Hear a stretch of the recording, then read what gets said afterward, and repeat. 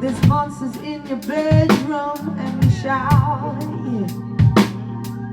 But is it in the dark that comforts you? If the light came on, would you be brave? Are you a winner or a slave?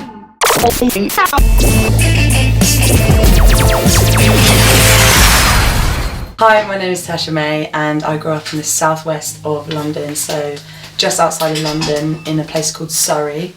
And I guess I kind of started being involved in kind of like the London culture and music scene when I was about 16, and I started going to open mic nights, jam nights, and just like exploring all the musical opportunities out there. And then I fell in love with London and I moved up when I was 19. I started making music when I was about 18. I came out of college and I messaged loads of people on SoundCloud. I didn't have any connections and I just like worked really hard to find someone that would produce music with me.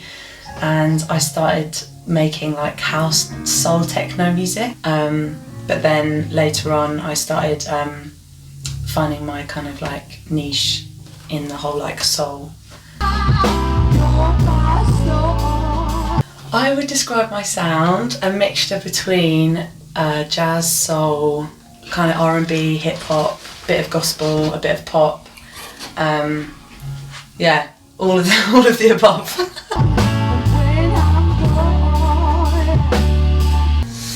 Who inspires me?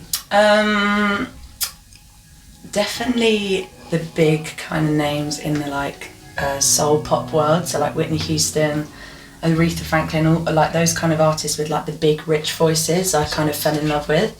But I think more modern day people like Amy Winehouse was like a big influence of mine, and I grew up listening to a lot of Adele. I grew up listening to a lot of Britney Spears and Christina Aguilera, so I was kind of like, yeah, that kind of powered woman.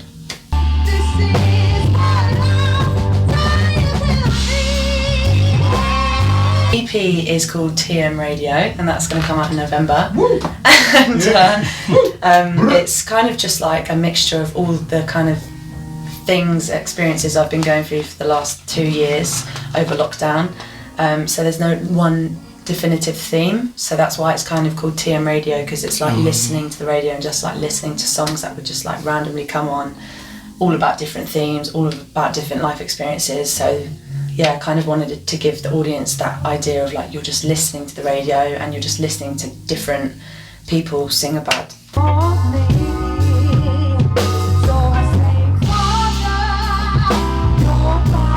I had a bit of a break from writing because I had writer's block and I couldn't write anything for a while.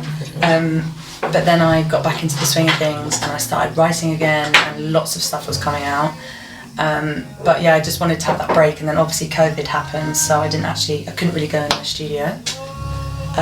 But yeah, it was a nice break to have, because I definitely came back a little bit stronger than before.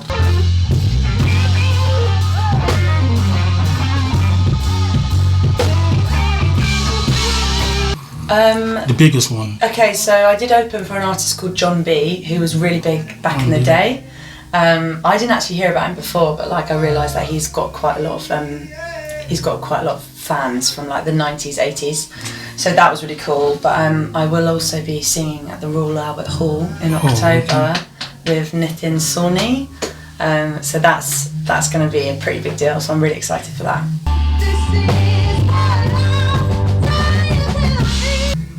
No, I don't follow a formula when I write. I just write whatever. I don't really think of a structure, I just write and it just comes out of me.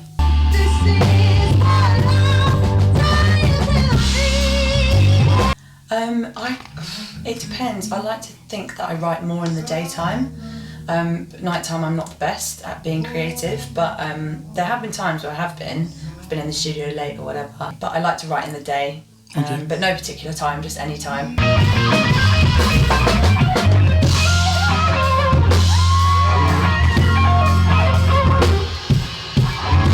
I think R&B, it depends, because I think rhythm and blues, realistically, that's what it stands for. I think R&B has definitely had a modern take now, so there's a lot of electronic sounds in R&B, which I think is great.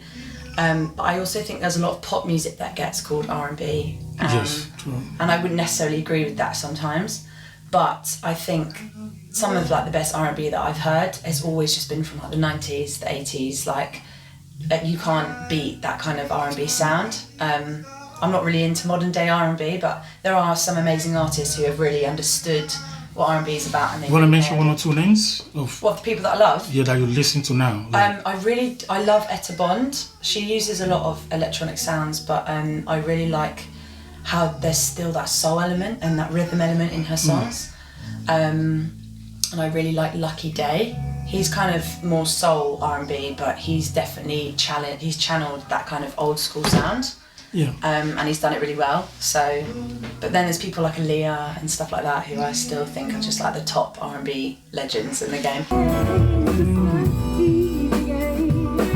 I do love the new age of R&B, but like I said, there's only a few handful of artists that I really think they've got it. But yeah, I listen to more like old school music. So yeah.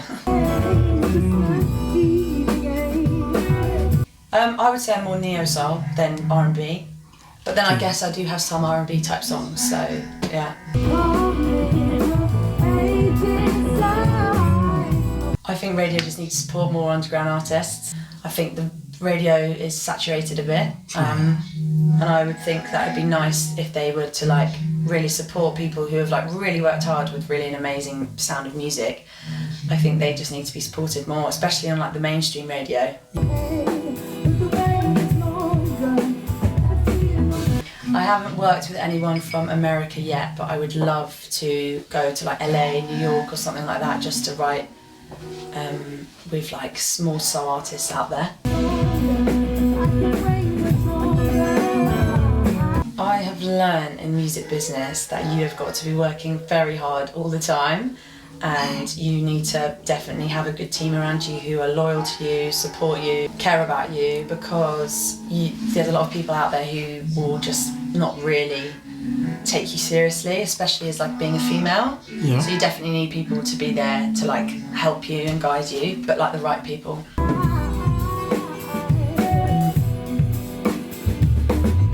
The first song I ever put out was on SoundCloud with a guy that I met from college, and we were in the same music class, and we made this kind of like disclosure type tune, and it went down really well, and I'm pretty sure we still have it up somewhere. That one was like, yeah, we loved making that kind of music, and it had a really good response.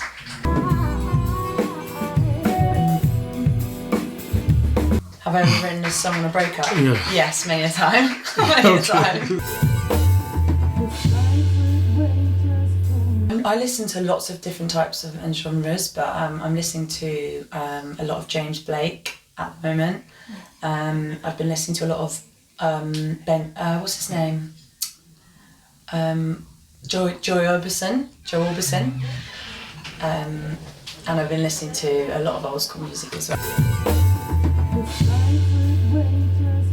My favourite fragrance, Paco Rabanne, definitely, and my favourite fashion. What do you mean by favourite fashion? Like the brand clothing, like, you know.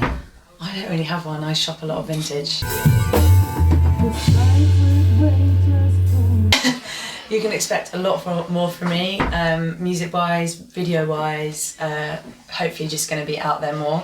And you can find me on social media under Tertia May _. So you're going on stage right now, what can we expect from you? Energy, power, comedy, full band, vocals, full band, trumpets, everything. We can my social media, Instagram is Tertia May _ and Facebook is just Tertia May.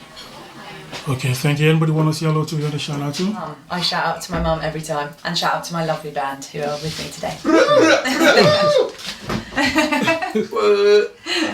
Cause I only see you, babe. So I say, Father, you're my stone. When I grow on, this is what I'll take with me.